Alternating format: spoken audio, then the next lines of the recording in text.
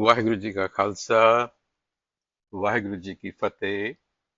Welcome to this segment of Coach Gurbani's a-sabad-a-day. Our reflection today, Suhi Mahalla Panjwa.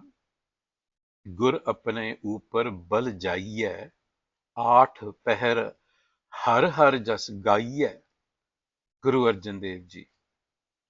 The interesting thing about this first verse is that it seems to be picking up from the previous sabad that we did. That sabad concluded with Satgur ki reen vadbhagi pavai, Nanak gur ko sad bal jave. And here it is Gur Apune Upar Bal Jaiai, Aath Pehar Har Har Jas Gaiai. So the text of this sabad is taking what was universal in the previous sabad, the Gur, and making it immediate. This is really a masterclass in transition.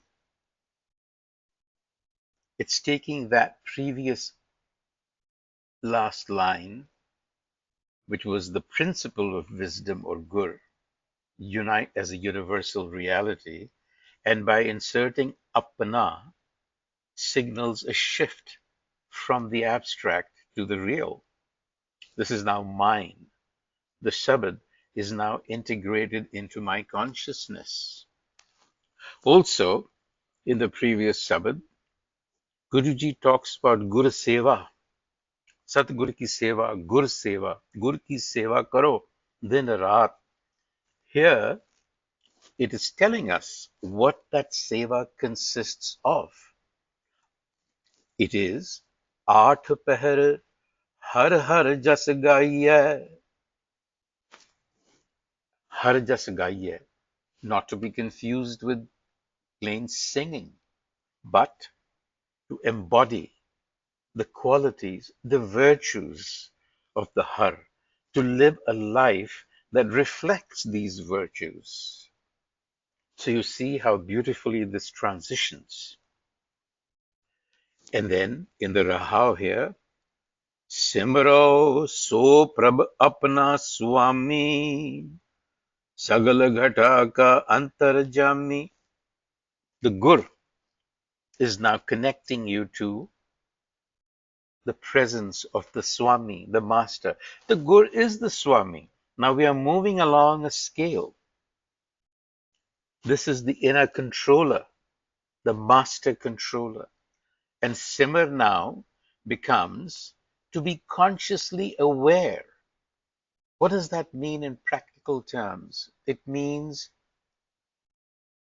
you walk around, you encounter things, but you do not react to them. You're not reactionary. You're not looking at things through your own personal conditioned biases. It means Simran. You remember the wisdom of the Guru at that time. When you want to deal with a situation, with a person, you do Simran. You touch into the Guru that is now integrated into your inner consciousness. How does that happen? The Guru gives us an indication.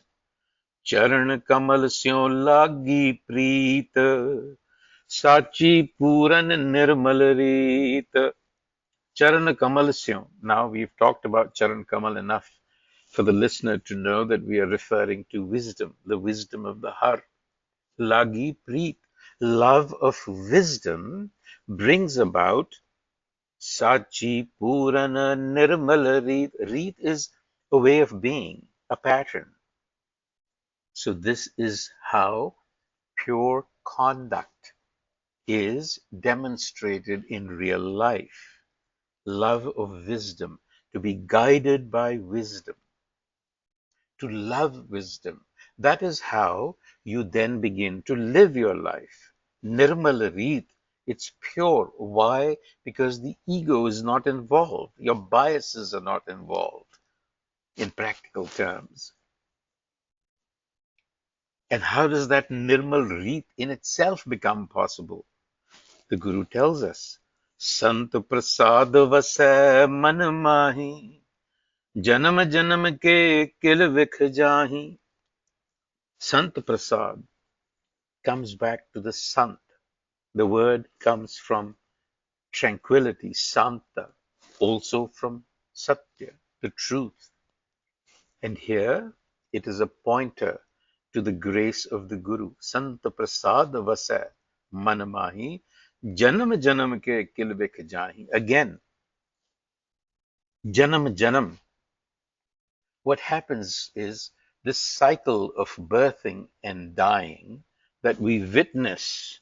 It is not talking about your personal dying or re-emerging, but the cycle that we see around us. Every time a birth occurs, Haume comes with it. And with because how which aya, how which gaya, the cosmic individuation is what is called Janam Janam. And every time the ego becomes an obstruction. So the game has to be played. That is why in the previous Sabad, Guruji said, Satguru ki ren vadpagi pave. Vadpagi. There's another insight into that word. One who is a participant, who's taking part in what? In Sagala Srishtiko, De Adhar, in that game, which is Hukam. We talked about how Parmesar Karne Har is Hukam in action.